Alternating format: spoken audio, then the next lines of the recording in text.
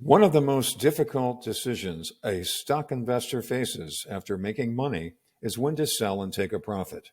To assist in this process, MarketGrader has used its rating system to identify stocks that are getting expensive.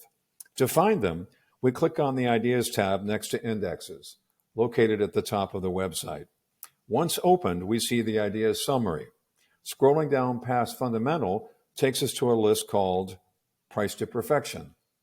So why price to perfection and what does it mean? In short, these are a list of stocks that have done very well in appreciating in price. Yet in order for them to continue growing, they must meet or exceed all previous forecasts for growth made by analysts.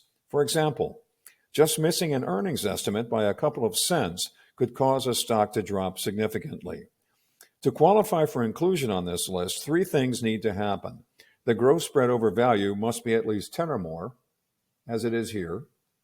The sentiment score must be at least 7 or more, as it is here, or the stock must be close to or at its 52-week high, as we see here.